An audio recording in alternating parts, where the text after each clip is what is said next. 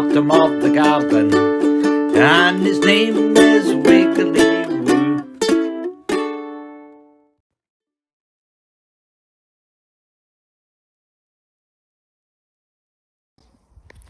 Welcome to New Bit of Worms. My name's Scott and just want to show you my first ever worm bin. I picked this up at B&Q. I like the shape of it, the fact that it does fancy things with the wee springs and whatever. But I thought, having looked online, I wanted to give it a go.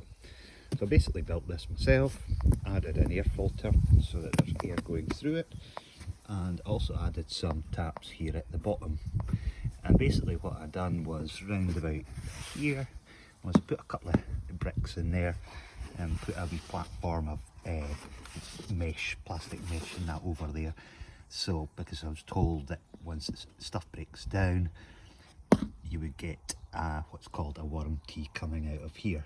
Now this one's been out all winter, you can see there is some tea there, but I emptied it because I didn't want it to get too wet over the winter in case it froze.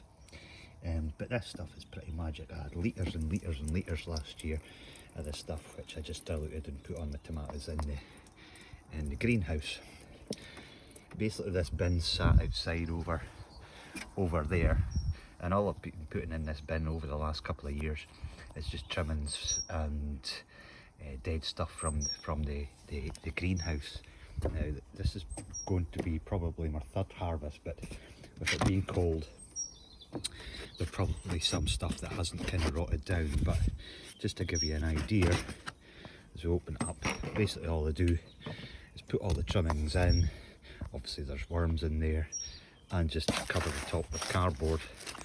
With it being winter, what I had done was just kind of gently fed it with very small scraps once every month of bread and stuff like that. So you can see the kind of mouldy down bread, and that really is the stuff that the worms like, is the mould. So you need to let it rot down. So I suppose I'm not going to harvest all of this, but as you can see, all of this was basically stuff out of the greenhouse. No fertiliser or compost was added. It was all purely leaf trimmings, and the worms have turned it into this lovely mush of kind of really rich compost. You can probably see a couple of small baby worms in there, so they've actually been breeding over the winter. You'll see, I suppose, quite a collection of these little white worms. They're pot worms, nothing to worry about. They won't grow any bigger, but they just help the whole process. But snails get in there. Oh, it's left home.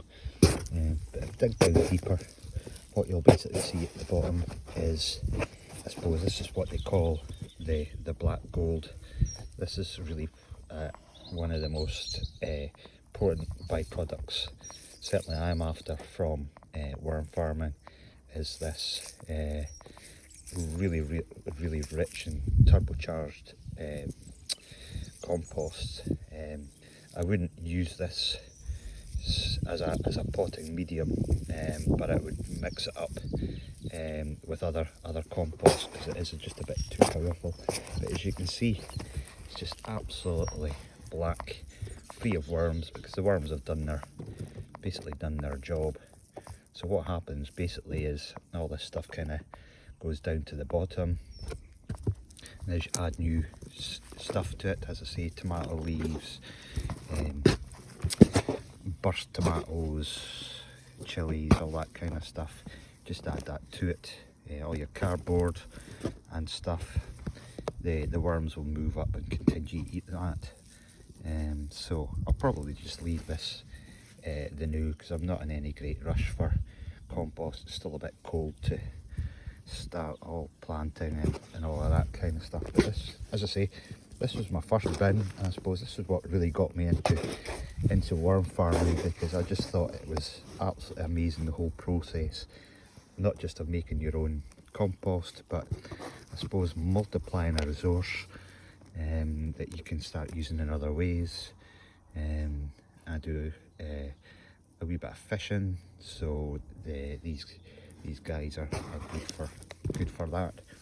And I suppose spreading the word that it's not really a time consuming process, something that gives you added value to your garden, and able to obviously pass stuff around. But I've kind of gone a bit mental and a bit larger scale with it, so I'll show you in a series of videos some of the other bins that I've experimented with, some of the other worm cultures, inside and outside, and I suppose preparations for spring coming up and the summertime to produce more and more. Thank you for watching. Worm at the bottom of the garden, and his name is Wiggly